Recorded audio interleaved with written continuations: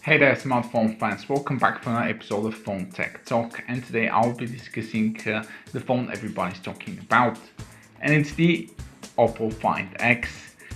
One of the more original devices came out, but original doesn't always mean good. So let me share my thoughts on the Oppo Find X for you. A lot of you may not be familiar with the Oppo brand, but it is currently the best-selling brand in China and is a real powerhouse when it comes to smartphones. They have done a lot of really good phones and they're doing much better ones. And I'm actually currently doing the review of the Oppo Realme One, which I've just uploaded a video yesterday. And the phone is actually really good. I've tested the Oppo F3 and the Oppo F5 before that. I was pretty satisfied with what I got. And actually, Oppo own the OnePlus company. Not directly, but indirectly. So every OnePlus phone you've heard of, yeah, it's technically built and designed by Oppo. So the latest flagship, the Find X, really turns a lot of heads, and I know people get very excited when they see a slider or mechanical parts in their phones.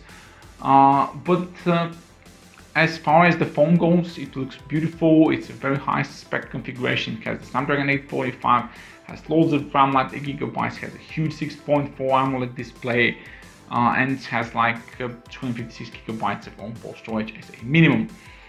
So this looks all well, but all of these specs can be found for like the OnePlus 6 in like $600.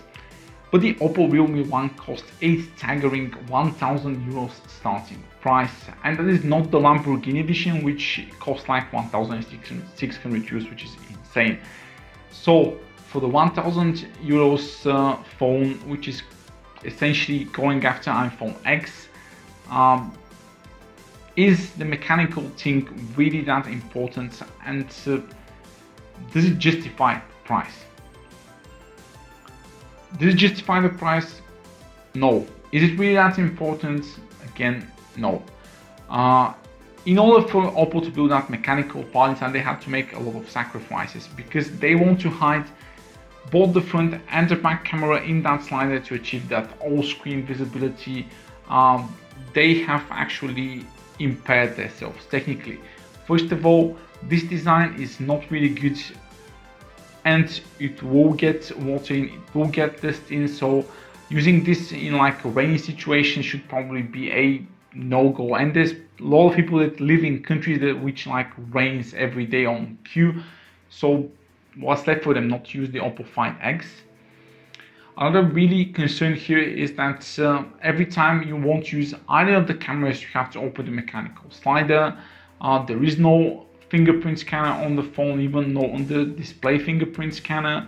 And from what I hear from the other reviewers, the sliding mechanism and the unlocking takes slightly longer than what you're used to. And considering if you're like rocking right now like a P10 or like a Huawei device which has blazing fast fingerprint scanners and really good Face ID as well, you feel like you're going a step back and not going a step forward. So there really isn't any way else I can put it.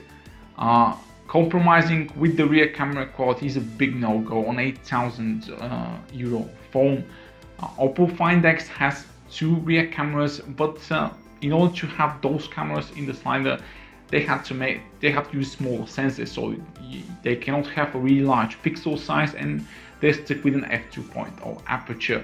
Now both sensors have optical stabilization as far as I know, but they can't even shoot 4K video. They're maxed out at Quad HD video, and that shows again that they're using a much inferior sensor to what we currently using and what has been used for the past years. So I don't expect the Oppo Find X rear cameras to be as good as the Samsung S8 even, let alone the S9, and they might even be inferior to the original Google Pixel as well. So you'll definitely be sacrificing especially low light photography with the Oppo Find X if you go for that, and as a €1,000 phone, that is really a big no for me.